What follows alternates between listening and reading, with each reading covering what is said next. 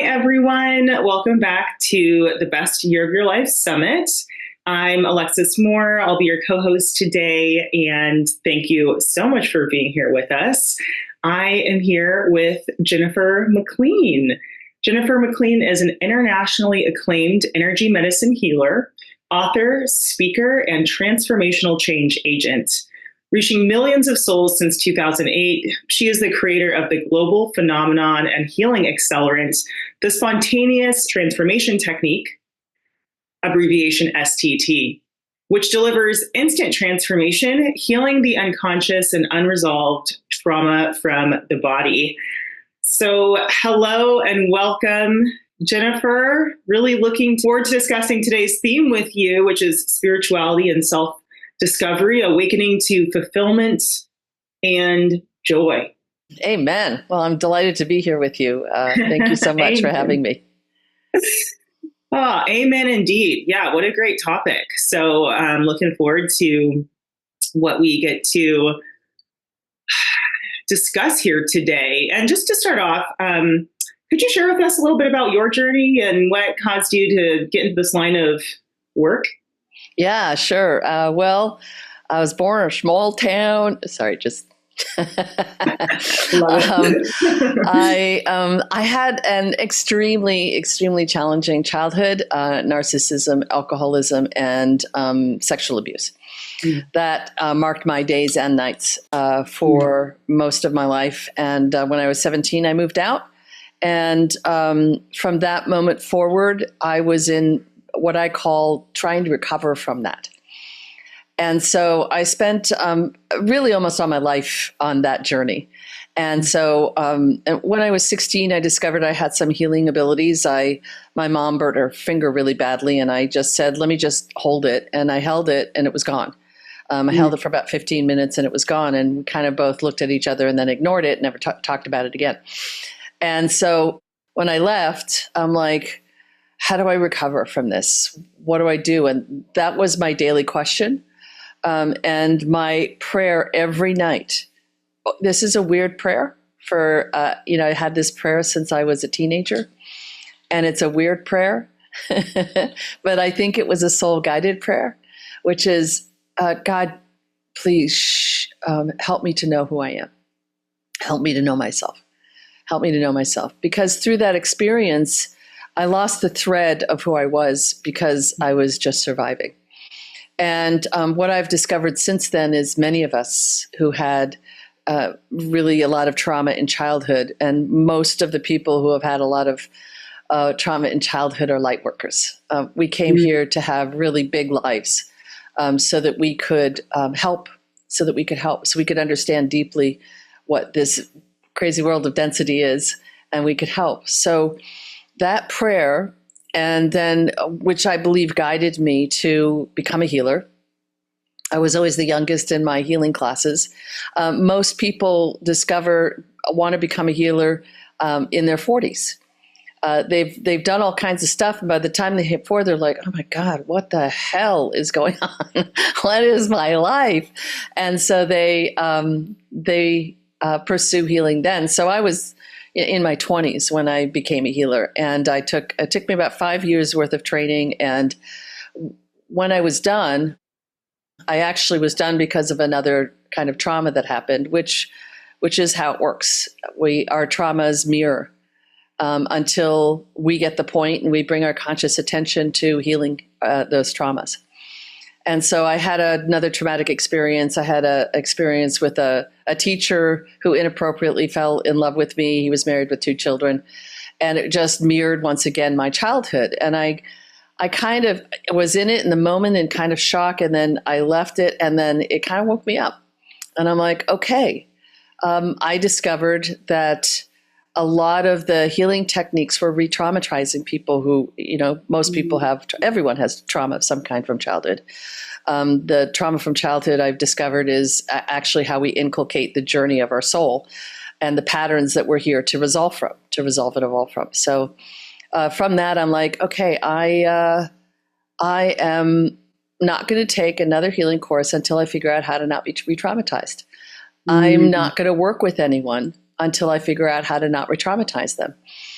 And then when I was 34, I got cancer, and I started to use this system of healing called the spontaneous transformation technique. That's where it started. And, what I've also discovered is moments of resistance are what squeeze us to get the best out of us. And so something like cancer at 34 had me invent this system of healing called the spontaneous transformation technique that has changed and morphed over the years. And now I certify people in this system of healing. And it is designed to address exactly what I needed when I was 17, the core trauma that has kept me in chains of illness and dysfunction and conflict and so on until it didn't. And so I now have this system that really addresses the unconscious trauma without re-traumatizing. And that was the key prerequisite. I will not become a healer unless I can do something that makes sure that people are safe, that it's gentle, and it doesn't re-traumatize. So there's the story of my life. Wow. Yeah. Thank you. I mean, in a nutshell, certainly. And gosh, what a rich journey. I definitely would like to hear about the spontaneous transformation technique and how that's different from some of the other, modalities that you had worked with. But maybe just to go there first, what were some of the trainings that you took? What were some of the modalities that you took? And then how did you discover that there was like a re-traumatization aspect going on with those? Well, I took craniosacral therapy. That was my main system of healing. Craniosacral therapy doesn't inherently re-traumatize, but when I got into the more advanced stuff, I also trained in polarity therapy, Reiki. I'm sorry, so sorry to interrupt you. Would you mind describing a little bit more about what those are for folks? Because actually, I'm not familiar with craniosacral therapy. Seriously? I've heard of it, okay. but I don't know how it works. Yes. Okay, so craniosacral therapy, it's a lovely modality. It's definitely my favorite. And what it does is it watches the system of the craniosacral system, which is the bones in your head are the cranial, the sacrum is the sacrum at the bottom of your spine, and there's a sheath around it called the dural tube, and it contains the craniosacral fluid. And all of these bones, most doctors will disagree with this, but all of these bones actually still move. And so the craniosacral method of healing really honors the movement of those bones. And when we get stuck, by honoring the movement of the bones, it can unwind that. So emotions get held in the body, et cetera. Now, I haven't really trained in craniosacral, for over 30 years. So at this stage, I'm not sure I could be an expert in telling you, the theory behind it. Because I've kind of moved on into my own system. Sure. But essentially, it's a subtle movement of 7 seconds in and 7 seconds out. There's a contraction and an expansion. And by simply following the rhythm, the system actually can unwind itself, can resolve some whatever emotional, mental, or physical trauma and upset. And so when I got into the more advanced versions of that, and I got into craniosacral, and and I would attend conferences and stuff, and I'd watch other modalities, and like just primal screaming re-traumatizes yourself. It's not a resolution; it's trauma. It's telling the system that there's something really wrong. And so, sometimes when, and again, if you are naturally in a moment and you scream, that's different. That's actually a moment of expressing emotion, which is I really believe in. But if you're put into a room and told to scream, that's different. With some of the advanced craniosacral classes I took, they would encourage people to go back into their trauma, and then I'd watch people writhe around in their trauma on these tables, and there's. Like even EMDR, I love EMDR, but in hands that aren't super experienced, they're telling people go into the trauma and then let's tap, right? So let's do the EMDR, which is, going through the corpus callosum. And again, none of these systems are bad. I'm not criticizing, but unless the person is extremely conscious, the practitioner is extremely conscious, has a lot of experience, it can definitely re-traumatize people. And so that's why I created this. My system has 11 steps to it. It's very simple. It's also a short session. So it's not like we're in it for 90 minutes. It's 20 minutes. And through each of the steps, it's not hands-on. It's not doing something to someone, which is another piece of the puzzle. When a healer is healing you, and again, some healers are really, really good at it. And I still sometimes go to a healer who helps me. But when you can take it on yourself, so the STT system guides you through it, right? And so when you take it on yourself, it creates real permanent healing, because it's like, well, they healed me versus I healed me. Right. And that's another piece of the puzzle that I was able to incorporate into it. And when I say I was able to, and I created, it's kind of a misnomer. I really believe that I was guided through this process of creating the system of healing. I was just a good vessel for it. Through these 11 steps, each step creates safety, creates a barrier, a buffer, and there's a lot of theory behind it too, which is mirroring and not moving into the memory is kind of the key of it. So just something for our minds to understand is that the memory is over. It happened a long time ago. For many of us, it's decades. It's done. It's done. And if the mind can grok that, and just say, wow, that memory isn't it's not now. It's never going to be that again. It's long over, but there's still a lot that needs to be unwound. And it's not the memory. It's the leftover. It's the repressed emotions. It's the cellular memory.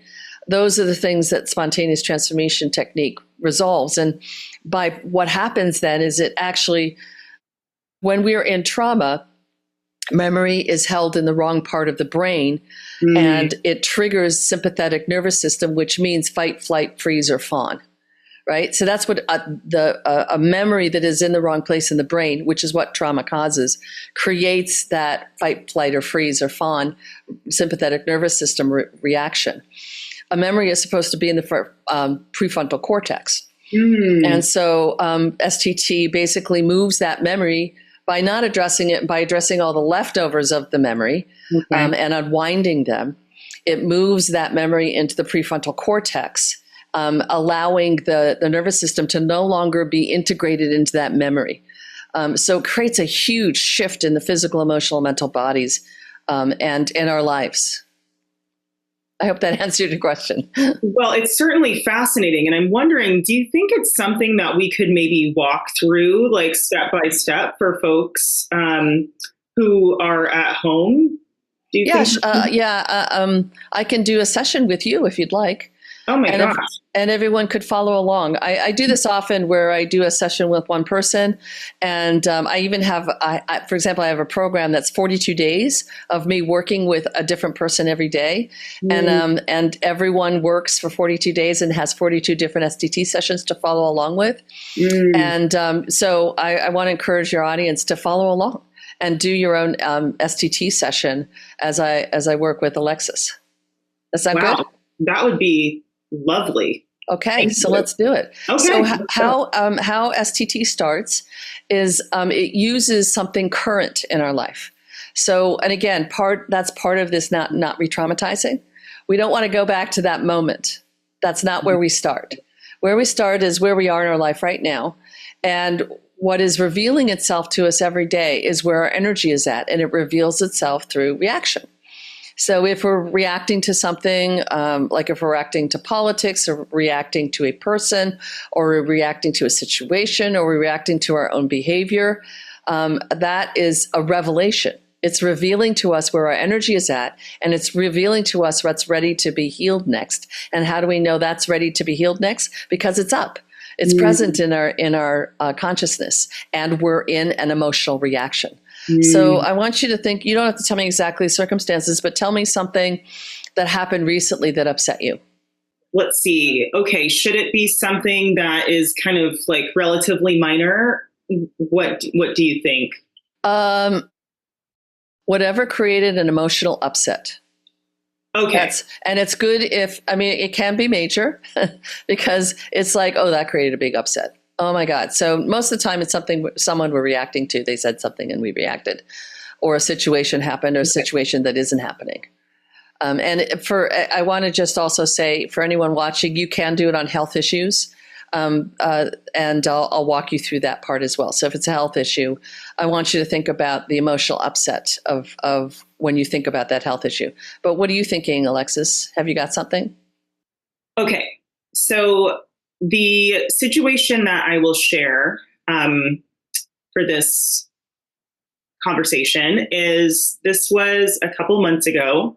I was on the phone with my dad, and I wanted to express some feelings to him, that I had my feelings hurt based off of something that he did, like not answering my call in the weeks prior, and the reason he gave. And so I expressed that to him, and then he ended up taking it as a criticism.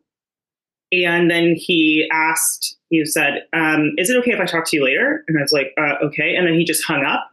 And then I was like, oh my God, like totally spiraled, like you just hung up on me when I tried to express my feelings to you. Right. So, okay. Okay. So before we go into the STT, there's a little teaching moment here. I hope you're okay with that. Please. Okay. Yes. So one of the things that we as spiritual beings do is that when we start into understanding what our feelings are, we feel a feeling and we understand it, and we want to go to the person who was the catalyst for that feeling and talk to them about it. And my recommendation is don't do that because it usually doesn't work out. Now, I'm not saying don't ever talk to them about it, or, because sometimes some of us will feel, well, that will let them off the hook. That's not right. But what's really happening is that he did something and you're reacting, and it's yours. It's not his, right? That's what's really happening. There's a thing called the Soul Power Formula that I talk a lot about, which is step one is feel your feelings about that. Step two is what are the facts? The facts are, his behavior created a reaction within you, and he's probably not even aware of that. And then you blamed him. And of course you would. I have no judgment about that. This is what we do as humans. But as spiritual beings, we can now be in a slightly different place and notice, oh my gosh, his behavior created my reaction. And no one can make me feel anything. My feelings are mine. So no one outside of me is ever responsible for how I'm reacting to something. And that point gives us incredible power, by the way. And so when we understand that fact, it can sometimes take the oxygen out of it. And then step three is do something about it. Because what's happening is that is a moment of revelation, as I've shared. The moment of upset is the moment of revelation. It's showing you what you're ready to heal next. Right. And so in your case, you got upset, and that's yours, not his. Right. And so when do we talk to them? After we resolved it within ourselves, because now there's no energy of blame or judgment or you hurt me. There's only I was hurt. And now you're in a different energy. And when you have a conversation from that perspective, they can feel it. They can feel that they're not being attacked or judged. They can feel that. And now you're also in a position of power to say, hey, when you didn't answer the phone for a week, I was actually kind of hurt. And so then they explained to you and they said, okay, that makes sense. But can we make an agreement here next time that blah, blah, blah, right? It's really clean. Yeah. Okay. Right? Instead of he's wrong, he made me, he hurt me. That's not what's happening. No one ever hurts you. Listen, I'm never say never. Never say ever. There are definite circumstances where people who are really not good and sociopaths, that's not what I'm talking about. Sure. I'm talking about everyday interactions here, okay? Everyday interactions, those people aren't hurting us. And when we can take ownership of that and do our own work around that, which is what STT does, it uses the moment of upset and changes it. When we can change that dynamic and actually heal it up, we now don't have any cords with them even. So then we can approach them and talk to them and say, hey, that actually kind of hurt my feelings. I kind of figured it out and I'm okay now, but what was going on with you? Do you get a sense of that that's a different conversation entirely? I definitely get a sense of it. And this is helpful because now I'm reflecting on, how I showed up in the conversation where I expressed that I felt hurt, and then he responded to that, and I felt that, it was like defensive. And then I said after, well, that makes sense, but it doesn't change how I feel. Oh, goodness. Okay. Okay. Hello, everyone listening. Okay. There was, and okay. So you understand now why he was defensive. He was defensive because you attacked him. That's why. And it's okay. It's okay. It's all right. It's all right. We're all figuring this out as we go. It's all right. It took me a long, I'm much older than you. It took me a long time to identify that and take different actions. But we can leapfrog here now. You and me and your audience can now leapfrog through this, and we can recognize that that there's a different strategy that we can take in these moments, because every single moment is here for us, always, in all ways, all of it's here for us. And if we are in a reaction, we can now change our mind about it and say, instead of saying, they did this to me, and by the way, when we're pointing, there's 3 fingers pointing right back at us, right? That old thing? Yes. And it's real. Yeah. It's real. They didn't do anything to you, unless, of course, it's extreme, and I'm not talking about those situations. I'm talking about everyday, conflicts and reactions that we have. And so what it's revealing is the part of you that's ready to heal. It's part of you that's had a trauma. It's part of you that has a memory that's stuck in the amygdala, right? In the limbic system. And so when we kind of recognize that, understand that, first of all, that gives us a little bit of power in the moment. That allows us to be a little bit more of the observer and say, whoa, look at that. Look at that. I'm reacting. And it's mine. It's my reaction. It's not them. Now, if they did something really terrible to you, well, of course, that's not okay. And however, the healing is still within you. Right. Right? Bottom line. All right. So that was a great teaching moment. And thank you for being so courageous to allowing that little coaching to happen. That was really cool. That's going to help a lot of people. I appreciate it. Oh, well, thank you. And that's really the goal here, and so you took us through, I think there was like 4 steps that we went through.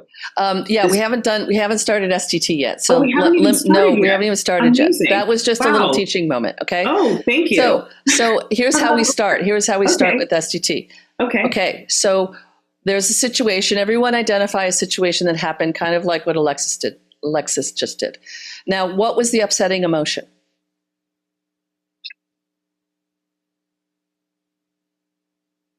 Abandonment? Is that an emotion? Yeah, that is not an emotion. That was really good that you caught that.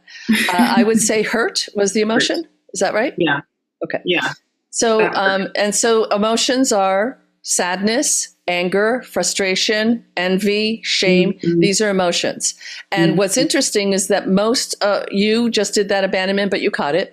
And most of your audience is going to go to the story. That's not an emotion, right? The emotion is the emotion. What are you feeling? Yeah. What was the reaction, right? Sadness. Maybe even angry too. Yep, there you go. So we got hurt and angry. That's good. Mm-hmm. Okay, so by the way, I write notes when I do STTs. So we got hurt and angry. Okay. Thank you. I feel very cared for. All right. So the rest of you find the emotion. Now, where is that, Alexis, where's that emotion in your body? And the rest of you identify where that emotion is in your physical body, and it's only one place. So where is the hurt and anger in your physical body? It's like throat, chest area. Okay, so it's either throat or chest. Out of those 2, which one is it? Throat. Okay, good. That feels correct. Good. So the rest of you identify one single place where it is in your physical body. And we're going to go into that body area in just a moment. But first, we're going to do what I call body the observer. So we're going to play use another little process here that's part of SDT called what if. So we're going to ask ourselves a question, and everyone play along. What if right now I could actually embody the detached neutral observer? What if right now I could actually embody and be detached and neutral? What if I could actually be in the no thing, in the 0 point, in the divine neutral, in the infinite eternal love, in the still point of that? What if I could be that right now? What do you think that might be like if you could? I think that it would be noticing the sensations and being like, oh, that's interesting. I noticed a change from neutrality. Yes. And there's like a weight. A weight, W-E-I-G-H-T? There's like a heaviness, like, before in a good way? I would say that if I'm observing, it's like the sensations I would observe would in part be, there's like heaviness here where before. Okay, so we're going to just stop. We're going to just stop that little conversation. Okay. Because beautiful, incredible Alexis, you are incredibly smart. You have a very strong intellect. And right now you're analyzing. Oh. Okay. So the observer is in neutral. The observer is in pure neutral. The observer is detached. The observer is in the no thing. So there's no thing there. There's no analysis. Oh. There's just beingness. The observer is in pure beingness. The observer is in the I am. The observer is in the still point, in the infinite internal love. And there we go. Now you're in it. Now you're in it. Good. And what's that like to be the observer? And the rest of you follow along. What's it like to be the observer? And notice if your mind is trying to analyze and trying to use the intellect and trying to, really it's just about being. So what's that like for you? It feels like it diffused. There you go. A bit. Yeah. I love that. That's a great word. So diffused is a great word. Just breathe into that word. And the rest of you, whatever your descriptive word is, breathe into it because it's actually a frequency that you're activating. Whoa, there's a good shift. Wow. That was really good, Alexis. So you're now in diffuse. And that's a frequency. Does that feel true? That you've activated something? Yeah, because there's kind of a vibration. There you go. You'd feel the vibration. Beautiful. So just feel yourself as the detached neutral observer in the diffuse and in the vibration of the embodied observer. Detached and neutral. Does that feel true? There we go. That's good. Right? And you might notice that as you embody the observer, that there's more space around you. Yeah. Does that feel true? Yeah. Good. And I want you to notice that the diffuse vibration, the neutral, the ability to notice that you talked about a little earlier before your brilliant intellect took over. that in that energy of the really neutral 0 point, still point, no thing. There you go, right there. There's more space, and those are all frequencies that are creating kind of potency, if you will, in the field. Where there's space, the frequencies are able to amplify in that space. And so there's more energy there. Does that feel like that could be true? Yeah. Good. And so I want you to notice that I see all of our universes like a big ball. And so the ball of your universe is just got bigger because it's more space. And there's more potency in it because of all these vibrations that are activated through your attention. What we pay attention to expands. And I want you to notice that the skin of the ball, the border of the ball, which is the border of your universe, well, it just got really strong to contain all that potency and power and space. Does that feel like that could be true? Wow, I'm taking that in. Yeah. So notice that now you're self-contained. And you kind of always were, you just didn't notice it. But by noticing it expands it, right? It expands it. What we pay attention to expands. There's an amplification happening here of the self-contained I am that I am observer. Does that feel true? Or could it be true? Yes. Beautiful. There we go. So feel that. Feel the strong boundaries. self-contained in your power, detached, neutral observer. Does that feel true? I'm taking it in and getting used to these words because they're not words that I've used. Okay, so, and notice the word taking it in, which is a kind of an intellectual, mind-oriented word. It's okay. Just notice that, that you've got this, you must analyze in order to allow is what's happening right now, right? So just notice that. It's okay. It's how you work. It's your coping mechanism. You analyze to allow. And of course you would, right? Given your life and circumstances, and just notice that. And when we notice something, we have it instead of it having us, if you will, right? So we're now conscious understanding, and you're now, again, just play and pretend with me, if you would, that you are in the ball of your universe, strong boundaries, self-contained in the detached, neutral observer. Do you think that's a possibility? Yeah? What's it like to be the detached, neutral observer? Lighter. There you go. Well done. Just feel that lightness. That's a frequency that just got turned on. There we go. Does that feel true?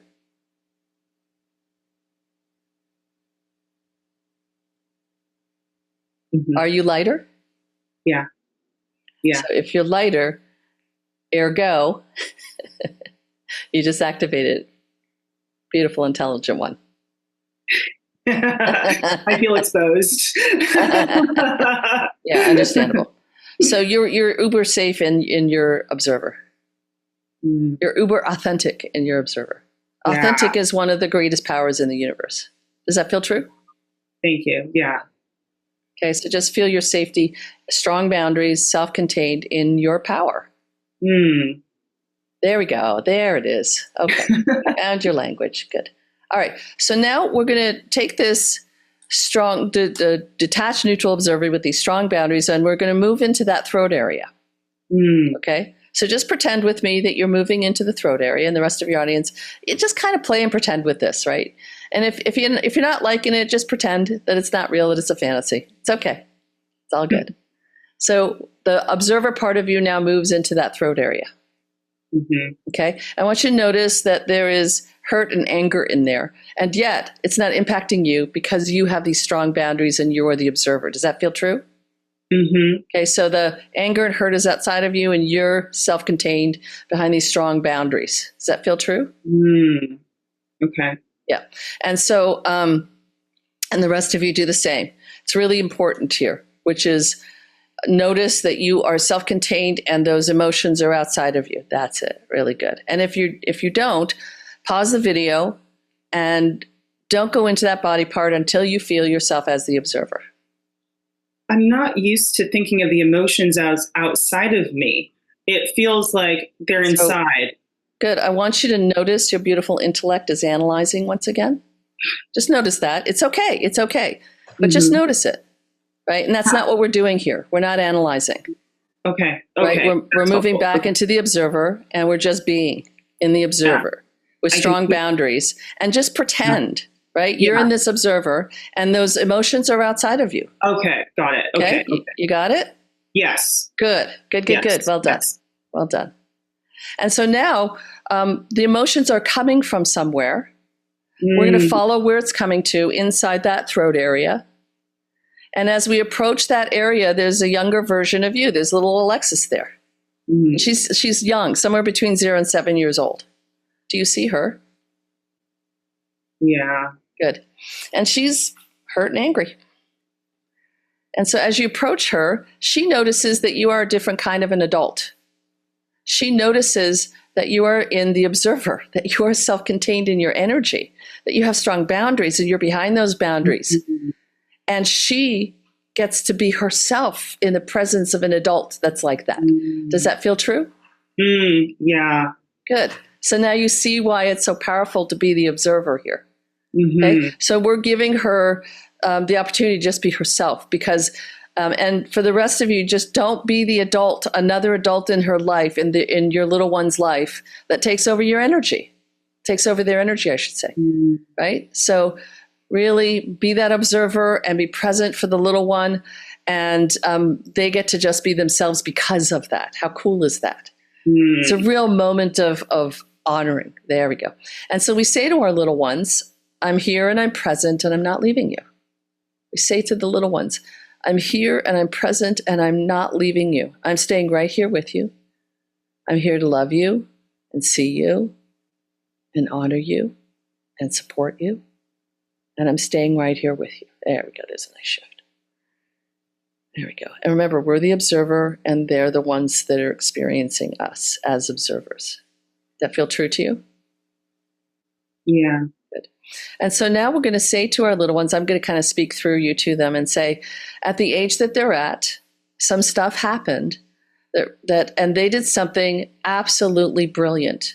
They repressed their emotions so that they could survive. Does that feel true? Yeah. So your little Alexis repressed this hurt and this anger so that she could survive. So the first thing we're going to say to our little ones, as the observers, we're going to say, thank you. Thank you for saving us. Thank you. There we go. There's a big shift there. And now we're going to say to them, they have called forward this moment. They've called forward this moment with me and with you to finally give voice to that which couldn't have been voiced before. If they had given voice to it before, it might have been unsafe and maybe even dangerous. And so thank you again for repressing it. But now you have called forward this moment to finally give voice to it, finally feel it, to finally express that emotion. And so they have permission now. Our little ones have permission to fully feel and express those emotions. Even though they didn't require our permission, they have it nonetheless. This is their moment to finally give voice to it. And we want to remember, they're feeling, we're observing. We're not feeling, they are. Okay? So what's happening with her now? Is she expressing that hurt and anger? Yeah, she's screaming. Yes, and we just say to her, well, of course you'd scream. Yeah. So everyone say to your little one, well, of course you'd express it that way. Of course you'd be angry and scream and yell. That's appropriate, that's correct, and that is right, isn't it? Yeah. That is the correct response in that moment. Of course she would scream and yell and be upset. That is appropriate, that's correct, that's right. Yes, scream, yell, or for the rest of you, whatever your emotion is, name it. Of course you'd feel that way.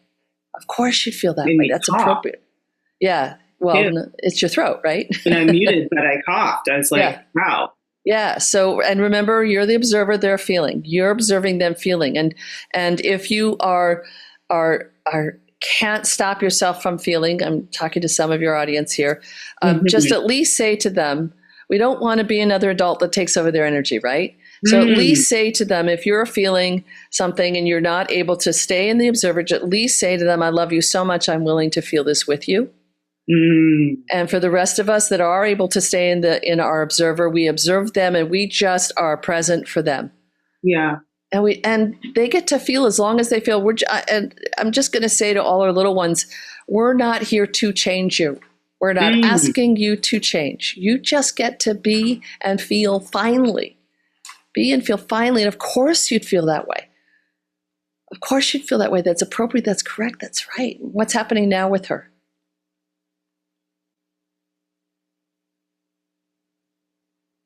I feel like, she's crying. It's not as much of a scream. That's okay. It's still a cry. But so we're moving a little bit into that sadness now, it feels like. Yeah. Yeah. So we just said, well, of course she'd be sad. Of course she'd cry. That's right. That's appropriate. That's correct. That's right. We just know that we're the observer observing her. We're really being present in love with our little ones. And they're the ones that are doing all the feeling. And we just validate. Of course you'd feel that way. Of course you'd cry. That's appropriate. That's correct. That's right. That's as it should be. That is right. Yes. Yes. And we're not asking you to change. There we go. And we just can tell them how much we love them. Tell our little ones, I love you so much. I love you. There we go. There's a big shift there.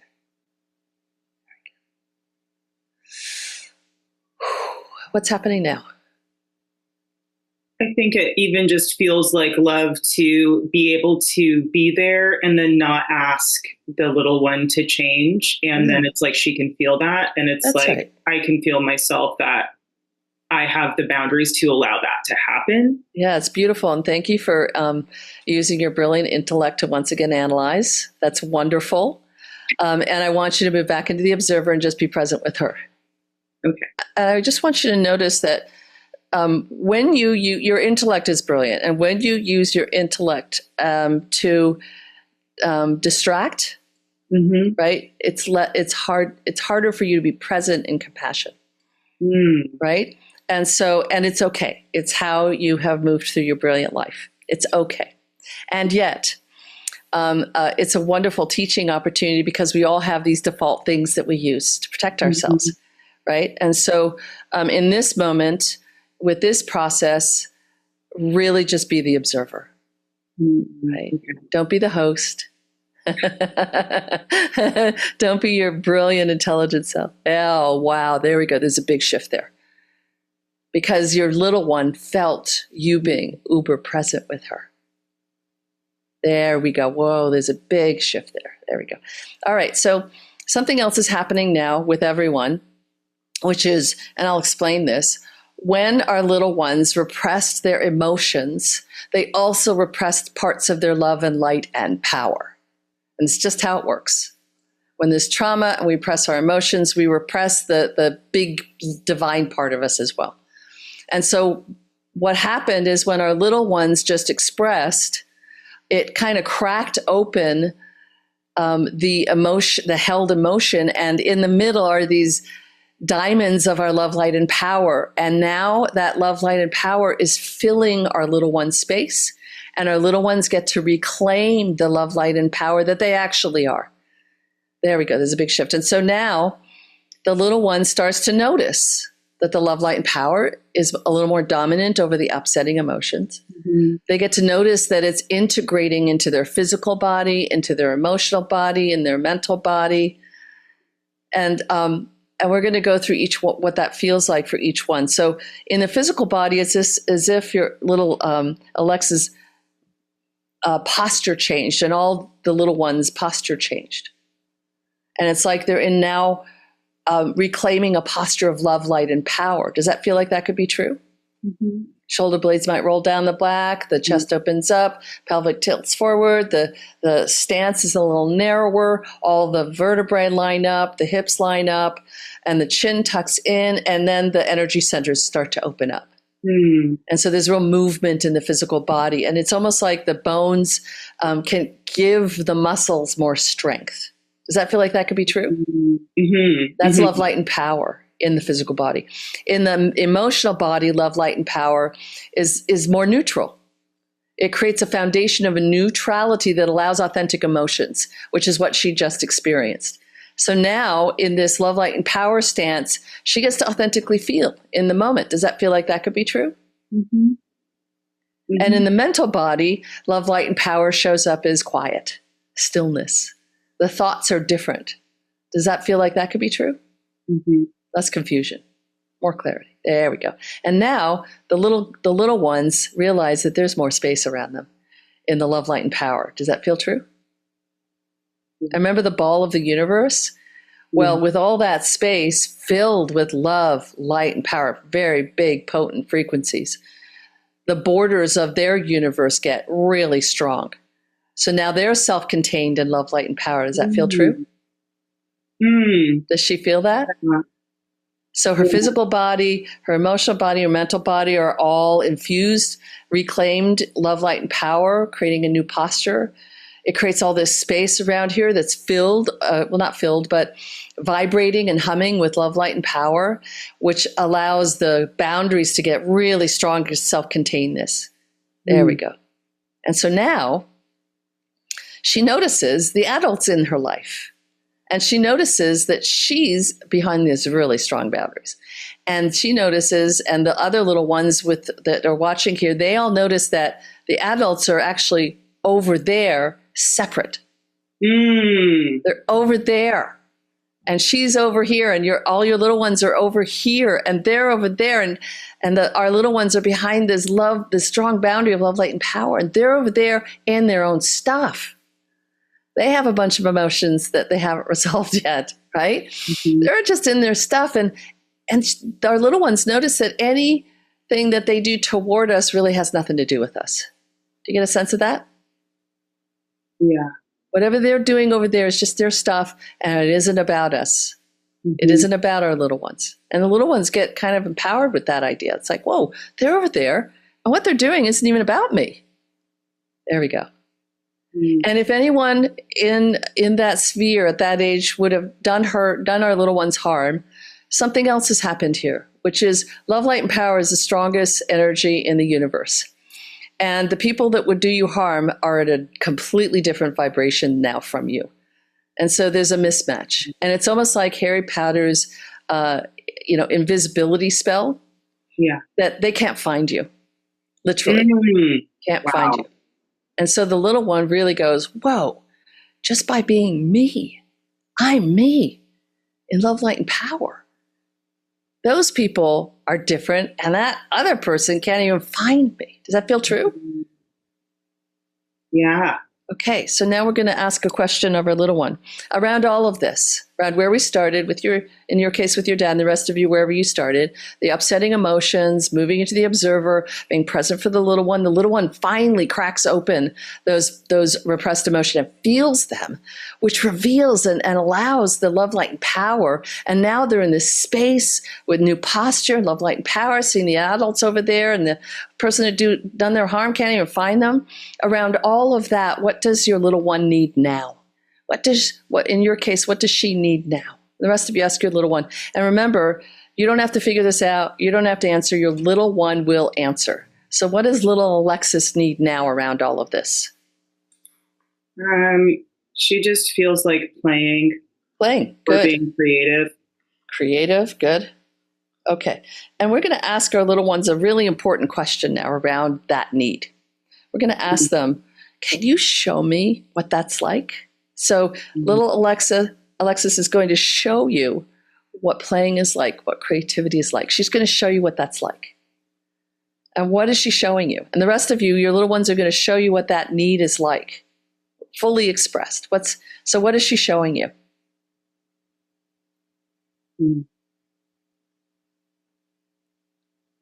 It just seems like she wants to make something, and she's kind of showing me what she made. I can't really tell what it is. Yeah, so it's okay. I want you to notice the emotion, the frequency, the sensation of it. She's going to show you all that. The physicality of it doesn't matter. What matters here is she's showing you the energy of it. So what's the energy of play like that she is showing you? What's the energy of what she made like that she's showing you? What's that like for her? She wants you to feel it and sense it. What's that like? It's calm. Yes, that's it.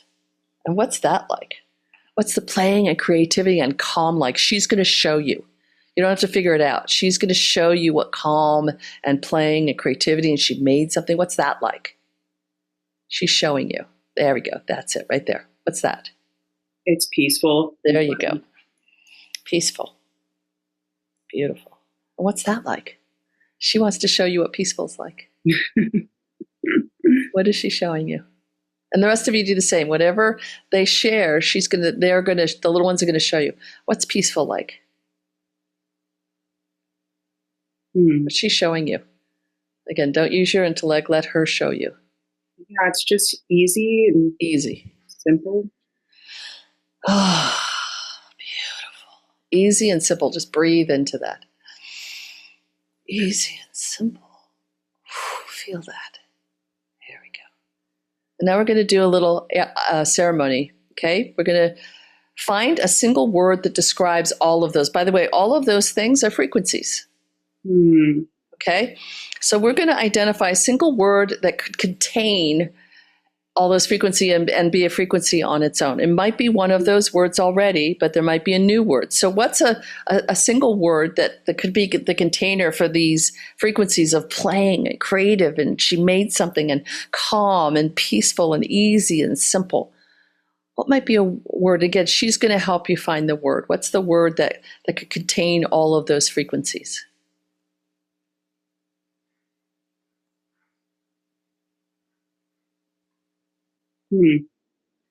Don't think about it. Let her tell you.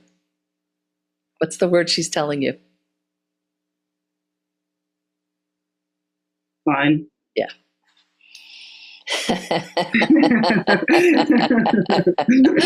Yeah.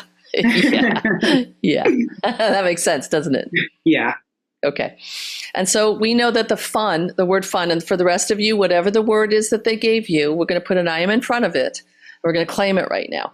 And we know that that word is not a word. It is a frequency in itself that also contains the frequencies of all the other words. So in your case, Alexis, fun contains play and creativity and making stuff and calm and peaceful and easy and simple. That's what fun is. There we go. Yeah, that's good, huh? Okay. And so now we're going to get together with our little one and hold their little hands and look into their eyes. And our little ones are going to look into our eyes and hold our hands. And together, you're going to say to each other 3 times out loud, I am fun. And whatever the rest of you came up with that single word, you're going to say it to each other 3 times out loud. And you say it like you mean it to each other. Okay, ready? On a count of 3. Should I say it out loud? Say it out loud and say it to her, and she's going to say it to you as well. Okay, here we go. 1, 2, 3. I am fun. I am fun. I am fun. There we go. There we go. There's a big shift at the end there. And that fun means playing, creative, and made something and calm, peaceful, easy, and simple. There you go. Now, I am fun is a new neural pathway. It's a new template. It's likely something that you haven't really had in your life, right? So this is something you just activated in your field that you were ready for. And how do we know you were ready? Because the opposite of it happened with your father. Okay, so we're going to let the little one go off and play now. All our little ones can go off and play. And I want you to think from a place of I am fun, knowing that it's play, creative, made something calm, peaceful, easy, and simple. From that energy, I want you to think about what happened with your dad and where are you at with that now?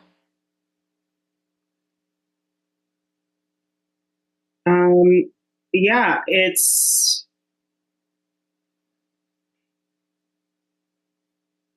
like he's in his world and I'm in mine, and I feel like, I don't know, open. Yeah. Yeah. It has a little bit less oxygen, if you will. The situation. Yeah. Right? Definitely. Yeah. Yeah. Good. And so what you just did there is that you went back to where the core started. There were no memories there. And some people, by the way, I should have mentioned this, that if a memory shows up, you just watch it leave. It doesn't matter. It's long over. It's long over. It doesn't matter. What matters is actually allowing the repressed emotion to be expressed, which is part of the emotional body. And by doing so, you unwind the whole trauma. And now it's clear. It's cleared out of your field. And now you have a new neural pathway for what kind of got repressed at that time. Oh, yeah. Right? So fun kind of got shoved out of your life at that time. Right. And now you have this new template for fun that you get to play with. Now, I do want to share that what often happens here is that I look at my life as a big gym, and I do resistant training every day in my big gym of life. Right. And I don't, resistance training in the gym grows muscles. Resistance training in our lives grows souls. Right. So our souls get bigger and higher vibrating and et cetera. And so we don't go into the gym and scream at the weights, how dare you? You hurt me. We don't do that. Right. So now we can maybe no longer scream at the resistance that comes up because it's a point of access that allows us to actually heal up what we're ready to heal up. So oftentimes what happens is there might be a little bit of a volume increase in the resistance around a particular subject, in this case, your relationship with your dad. The volume might increase just a little bit. And why would it do that? Because it wants to grow this new neural pathway you just created. So now, if that shows up, you can just look at it and say, I am fun. And know what that means and activate it and grow it. Right. And so that's what sometimes the resistance volume will increase a little bit so that you can actually grow this new neural pathway that we just created. And that is a spontaneous transformation technique. Wow.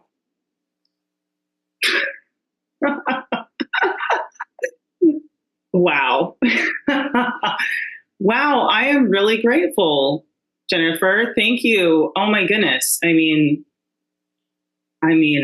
at a loss for words. It's more of like an awe, you know? That's good.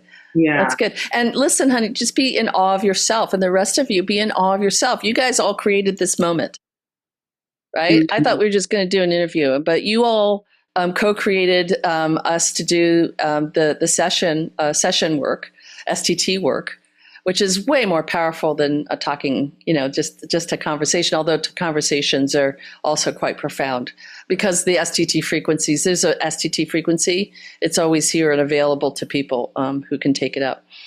But yeah, you co-created that. So I give you all the credit and all your listeners the credit.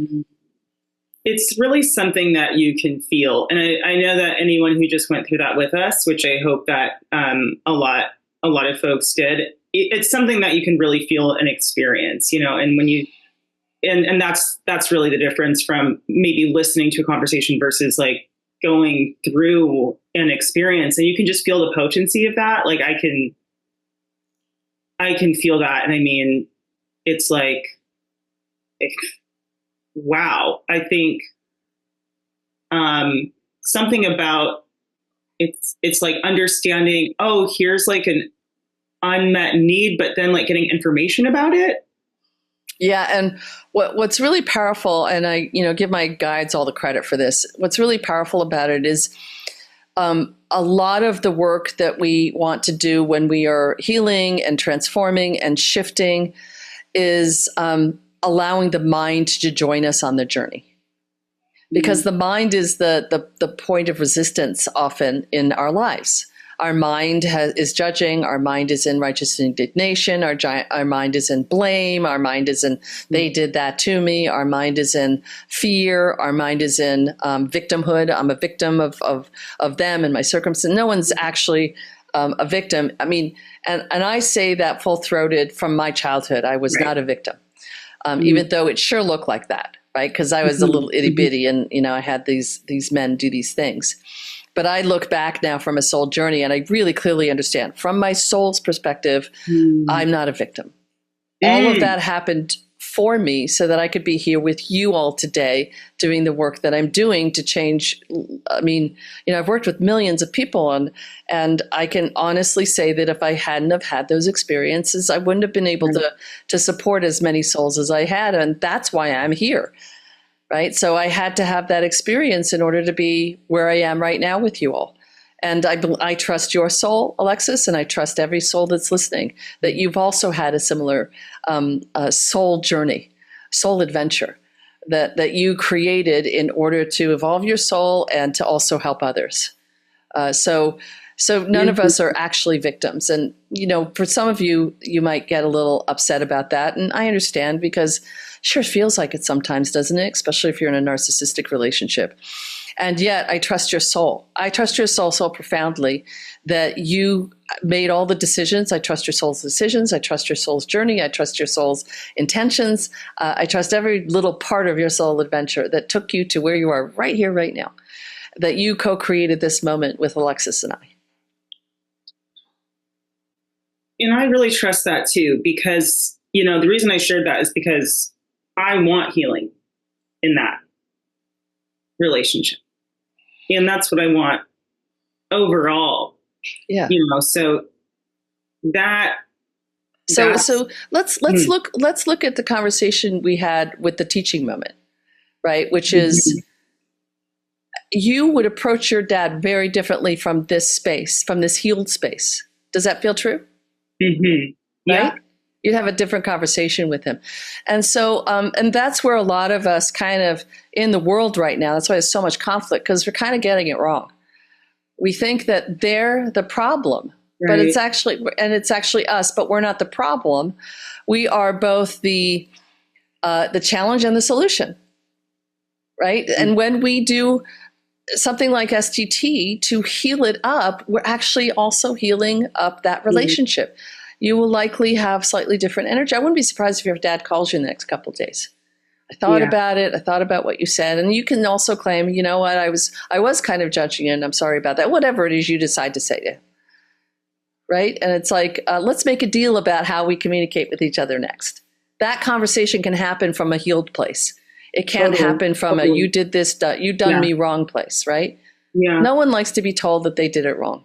And I am not masterful enough to not take that personally either. Neither am I. Right? No, I don't know many people who are. However, I am masterful enough to know that I'm taking it personally. Right. And to say, you know what, I need to kind of stop this conversation right now and think about it. And I definitely want to talk to you again about it. And then I go and do my work so that when I can have the conversation, I'm not coming from a place of defensiveness or victimhood or whatever. Oh, sorry. I'm just laughing because I'm like, oh, but that's what I point the finger at other people for doing. That's right. Well, we often project. Yeah. So, gosh, this is such a rich experience today, Jennifer. And, we're approaching the end of our time together here. So how can we access your work so that we can get access to this technique and how to walk ourselves through it? Okay, so how they can reach me is if they want to actually experience a session as well and learn a lot more about the system. That also leads them to a program where they can learn how to do the spontaneous transformation technique for themselves and use it as a daily practice. If they go to www.spontaneouslytransform-unwind-trauma-workshop. So you got all that, spontaneously transformtrauma.com/unwind-trauma-workshop. That will get them there. And I think there's a link in my bio as well. That's beautiful. That is beautiful. What a beautiful process and offering to be able to give people to work with. I personally am looking forward to continue to work with it. And I appreciate what you said about it being a practice too, because that's been a huge theme throughout all the conversations I've had. It's like, okay, what is the practice that I can do regularly and begin to trust what comes from it. And so even just today doing what we did, it's like, oh, I could feel the trust of what can come from this and the repetition. Right. And it's like exciting because come on, I mean, I got the word fun out of it. Yeah, baby. Woo-hoo. Yeah, that's great. And so, yeah, I want more of that in my life. Excellent. Yeah. So thank you so much, Jennifer, for coming here and just sharing your light and your wisdom. And it has just been so, so rich.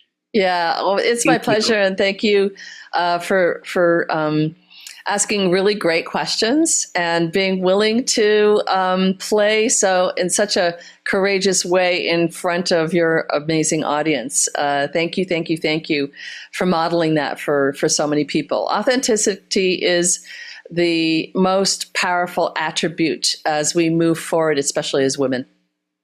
Thank you. I mean, I owe it to my little girl. Oh, so, yeah. Thank you. You're welcome, honey. Thank you.